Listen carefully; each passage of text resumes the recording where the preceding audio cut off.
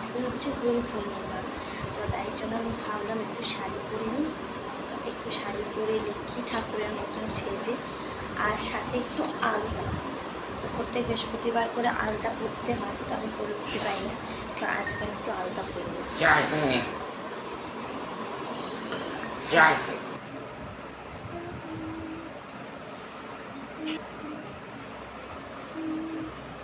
এরকম করে ফেলেছি, পরতে তো পারি না, যা হোক করে নিয়েছি।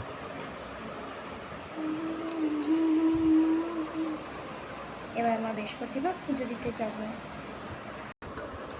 প্রত্যেক বৃহস্পতিবারে আমি যেটা করি সেটা হচ্ছে, এটা আমার বড় পিসির থেকে শেখা। আমার বড় পিসিকে দেখেছি যে প্রত্যেক বৃহস্পতিবার করে হাজব্যান্ডকে সকালবেলা প্রণাম করা, তো আমি সেটাই করি। তো হয়তো রোজ পারি না, সম্ভব হয়ে ওঠে না, ও অফিসে বেরিয়ে যায়, আমার ঘরে কাজ করতে করতে হয় না, টিফিন করে দেওয়া। তো অ্যাটলিস্ট আমি বৃহস্পতিবারটা ওকে প্রণাম করি, কারণ আমার মনে হয় মানে হাজব্যান্ডের ওই আশীর্বাদটা হচ্ছে সবথেকে বড়ো। তো ওই দিনটা আমি করি। এবার এটা আমার শিক্ষা যদি বলি, মাকে আমি আর করতে দেখেছি, আর যেটা মেন দেখেছি সেটা বড় পিসিকে।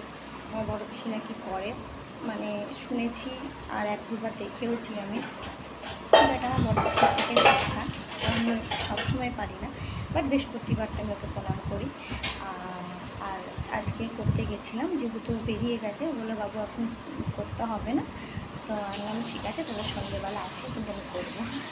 আর ও প্রত্যেক বৃহস্পতিবার আমাকে টাকা দিয়ে যায়, ঠিক আছে, এমনি সময়ও দেয়, বাট বৃহস্পতিবারটা আমাকে কিছু হলেও দিয়ে যায়, ঠিক আছে, যেটা আমি ঘটে জমাই। 10 টাকা হোক, 20 টাকা হোক, 100 টাকা হোক, 200 টাকা হোক, যখন সম্ভব হয় 500 টাকাও নিয়ে এমনি ঘটে জমিয়ে দিতে। তো যাই হোক, এটা হচ্ছে আমার কাজ। তো অনেকক্ষণ বকবক হয়ে গেল, আর আমি এখন করবো পুজো, যেটা হচ্ছে বুদ্ধ পূর্ণিমা, গুরু পূর্ণিমা। শুনেছি নাকি আজকের দিনটা খুব শুভ।